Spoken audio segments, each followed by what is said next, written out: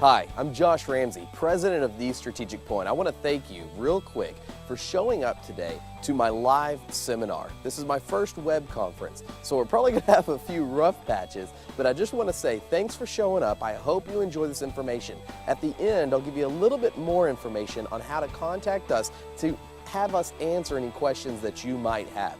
So hang on, fasten your seatbelt, pull out your pen and paper, let's get started. Today we're going to talk a little bit about home show strategies and how to be more successful at your home shows. So let's get kicked off by talking about what home shows typically look like. I went and did a little bit of research on Google and I found out some very interesting things. According to Google, some of the smaller home shows to the larger home shows start off at having 20,000 attendees or more. That's probably on the low side of 20,000 based on what I've seen over the last 10 years. They also have, on average, more than 3 competitors in each industry. Now, some of those are direct competitors, some of them overlap a little bit.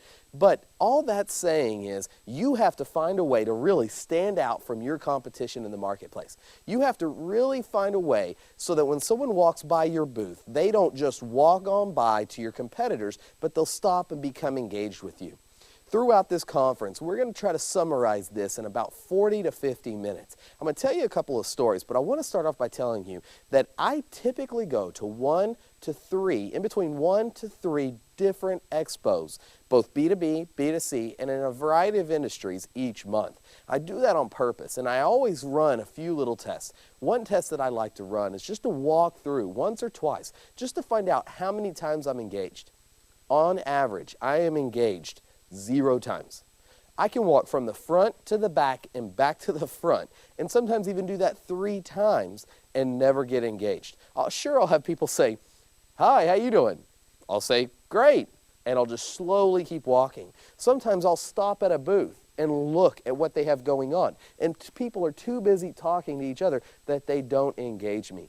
This is a major problem when it comes to home show strategies, what you're doing, and where you're losing out. You're losing some major dollars when you're making this investment and you're not optimizing and maximizing your full potential.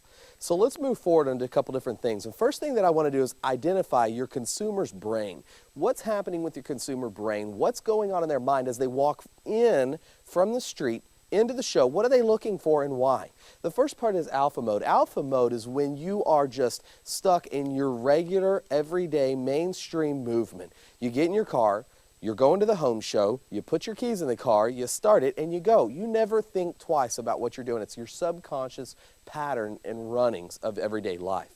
The next one is beta mode. Beta mode is when actually something stops you, interrupts you, and you say, "Wow, that's interesting. Maybe I should think about that." Maybe your back was hurting today. You drive by a chiropractor and you see an ad that you never saw before. Sure, it's been there on the billboard 100 times that you passed it each day, but you never really paid attention to it until beta modes moved you to that. The third step is reticular activator. Reticular activator is when someone's walking into the home show and they think to themselves, yeah, maybe I do want to buy some new windows. Maybe I do want a new shower put in or a new bathroom put into my home. That moves us to mental file folders. I've heard this term used by some other people, and I really like it because mental file folders, basically your reticular activator paying attention to things that are going to be familiar to you. It's like when you say, "You know what, I thought about buying some new windows. I keep seeing these ads. They've never really engaged me, but last time it was really cold outside. I went and put my hand up against the window and I could feel air seeping in." That now is subconsciously put into your brain. So when they walk into your home show, that is a home show for home improvement, they might be looking for windows. Another one is a pool. The question is you have to start identifying, are they looking for an underground pool or above ground? What type of pool? Do they want it custom built or do they want a cookie cutter pool? Those are the things that you have to pay attention to as your home show. Another one could be room addition. Why are they looking for a room addition? Are they looking for a new home? Are they looking for a room addition? And what type of room addition? Do they want to go up? Do they want to go out? There's a number of questions that you, as the industry leader, as the industry person, been running your business for, 20, 30, 40 years, you know these questions that they're thinking in their mind. The problem is you're so stuck into your own business mode that you're not thinking about what a consumer's thinking in their mind when they first thought about buying windows. Some people are just showing up for new ideas or free stuff. At a home show, it's your job to find out, do they just want free stuff, or are they interested in your product? No matter what your product is. It could be a garden, it could be flowers, it could be the room edition, okay? You could be selling makeup. It doesn't matter. The bottom line is this: you have to quickly and methodically weed out the good people from the bad people. You have to weed out who's interested and who's not. Separate them and then focus on your buyers. There are 4 phases to identify when you start looking at doing home shows. The first one is be careful to maximize your ROI. You want to make sure that you are prepared to maximize your ROI, and we're going to walk through what that looks like exactly. The next one is be prepared. Make sure everything is set up, everything is ready to go, and be prepared in what you're doing. The next one is know what you're going to do at the show and what not to do at the show. There's some key things not to do at the show, and we're going to walk through that as well. And then follow up. Follow up, follow up, follow up. I cannot stress follow up enough. You have to get people interested after the show. They show up to the show, they get pounded with 50,000 people hitting them for their interest. Your job now is afterwards to, again, stand out from the crowd. We'll talk a little bit about how to do that, and I'll also give you some additional information on how to follow up afterwards if you would like to follow up with me. First of all, decide which show to attend. When you're deciding which show to attend, it's very important. Then decide where your booth is going to be. We'll walk through a little bit of that as well here in just a minute, and then decide what your goals are going to be. What goals do you have, and also what strategies do you have? When it comes to strategies, you can look at giveaways or information offers. I personally recommend that you do both. Do a giveaway of some sort and do an information offer. That way you have a reason to follow up with them later. Keep in mind, do not drop things in their bag. I'm going to say this a couple times, but don't just fill their bag with a bunch of junk that you believe is important to them. Make them feel like it's more important that you hang on to it and give it to them later so they don't lose it. The next one is decide what your booth is going to look like, and we're going to walk through that probably first on the front end of this web conference. Then decide what staffing requirements that you need. Staff is vital. It will make or break your show if your staff is either engaging or disengaging. If they are interested in pushing energy out, or if they are sucking energy away from people, or not giving any energy at all is probably the worst thing that I see most often.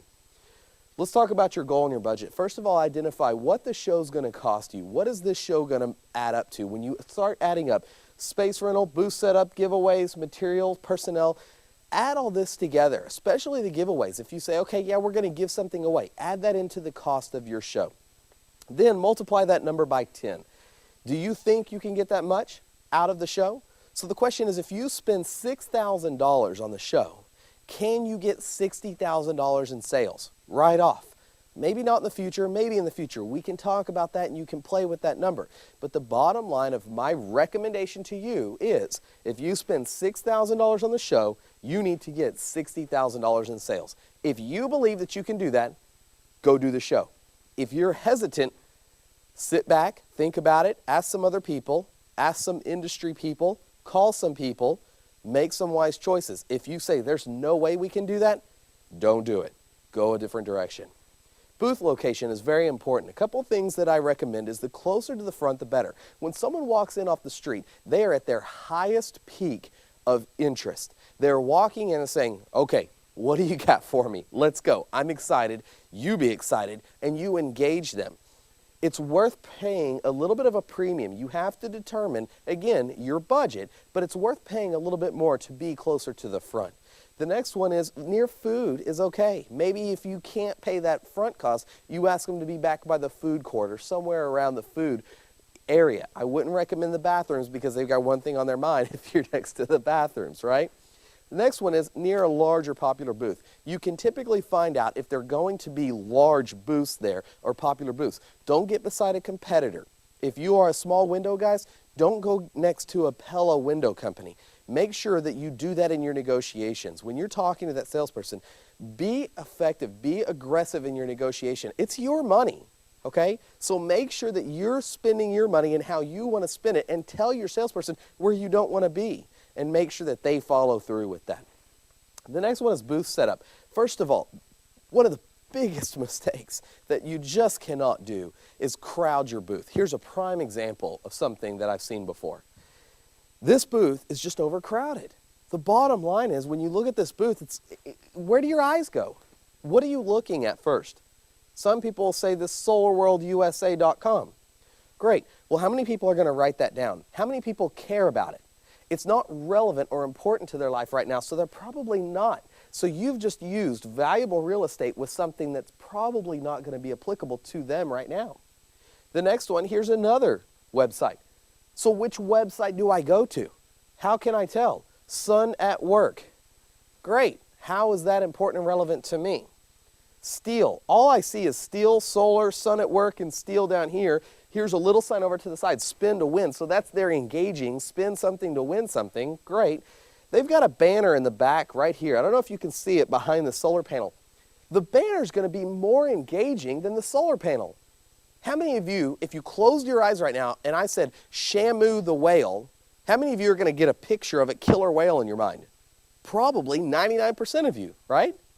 Then if I say, close your eyes again, and I say solar panel, how many of you are going to picture a solar panel? You all know what it looks like. So why are you putting it at the front? Is that really going to engage somebody? No, they're going to look at it, they're going to say, great, a solar panel, and they're going to keep walking. Take a banner and move it to the front, move your solar panel to the back, and get rid of all this crap. I don't care if it's free stuff. Put your people at the front to engage them, not free stuff to engage them. If you're there to give away stuff, because that's your job is to give away stuff, great. Then I'm wrong. You should do this. Put your stuff at the front of the show, right, at the front of your booth, and hand it out as much as you want. But if your job is to go ahead and engage people, then don't put your crap at the front, okay? The next one is make your name smaller than your offers. You've got to make sure that your name is smaller than your offers. What are you there to do? Sell your name or sell your product? Last time I checked, no one bought Pepsi for a Pepsi. They bought a drink that was named Pepsi. They wanted a drink, right? So you have to do the same thing. You have to identify the same way. Next, your staff should be focused. Keep them focused. Keep them on short breaks. A lot of times it's always good to keep them in there for 3 or 4 hours and then send them away. Send them out of the show. Then have them come back in, okay? If you keep them in the same location, they're going to become numb. They're going to become tired and not engaged and not provide that energy that's needed. The next one is, I recommend not really having any chairs at all, but if you have to have a couple of chairs, put in a couple of chairs. It's not going to hurt, but only have one chair for every 2 people so that you never have to worry about, as a business owner or as the marketing expert, you never have to worry about having everyone sitting down in a chair as people are walking by. Huge, huge mistake to have people sitting down and not up and engaged. I've walked by booths before, see people sitting down, and you know what? I just don't want to talk to them because they look tired, they don't look energized, so I don't feel that energy off of them.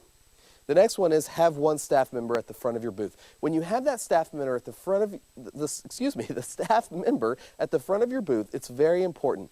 What you want to do is have that staff member standing up there at the front and saying, hey, welcome, come talk to us, let me explain something, and get them engaged. Don't say, can I have 5 minutes of your time? Who's going to say yes to that? Nobody. What they want to know is, what are you going to do for me as I'm walking by your booth? Get them engaged. We're going to talk about those qualification questions in just a minute. Here is a example that I put together. It's a virtual example that I basically cut and pasted to put together just to show you something that I do like. You'll see an overhanging easel, right? So this company talks about being a remodeling company. They have their name at the top. Not a bad thing. You do have to have your name so people remember you. So yeah, you do need your name there. I'm not saying get rid of your name, but I'm saying look at where our name is. Yes, 2 places, but look how big our advertisements are. Look how engaging this is. You know exactly what they do and how much the price points are.